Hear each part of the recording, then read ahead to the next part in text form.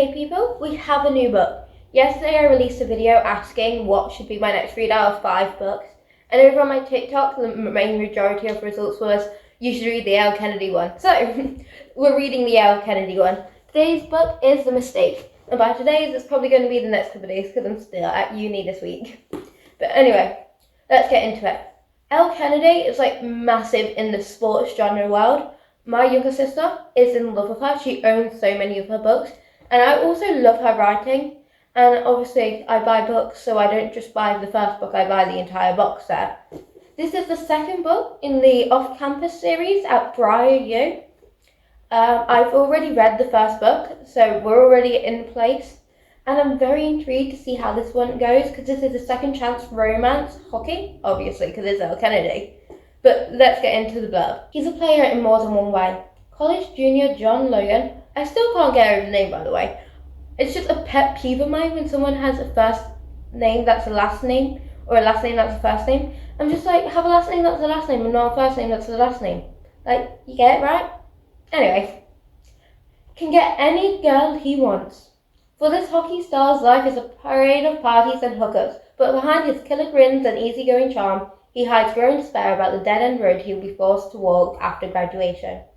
A sexy encounter with freshman Gracie Ivers is just the distraction he needs, but when a thoughtless mistake pushes her way, Logan plans to spend his final year proving to her that he's worth a second chance. Intrigue. Now he's going to need to up his game. After a less than stellar freshman year, Grace is back at Briar U, older, wiser, and so over that arrogant hockey player she nearly handed her V-card to. She's not a charity case. She's not the quiet butterfly she was when they first hooked up. If Logan expects her to roll over and beg like all the other puck bunnies, he can think again. He wants her back, he'll have to work for it. This time round, she'll be the one in the driving seat, and she plans to drive him wild.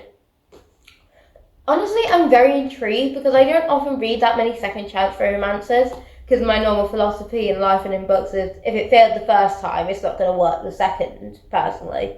But I like this because it's not, oh, our relationship failed, it's we didn't even get to the relationship point kind of situation where he's actually like, I made a mistake, I'm still trying for this girl, so it's not really a second chance romance.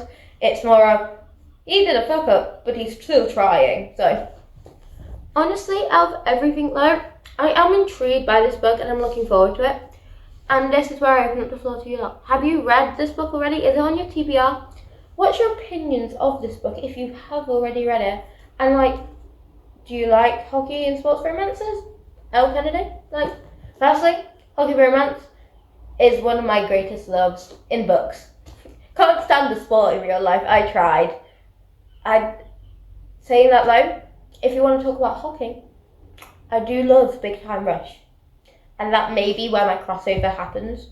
Because Carlos and Logan from Big Time Rush were my childhood crushes.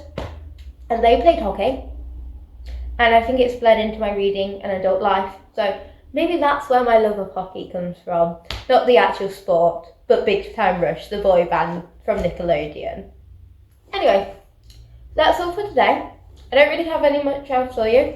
This is a lot shorter than my usual reads, for it's not even 300 pages, I don't believe, and normally when I'm reading, I well past 300.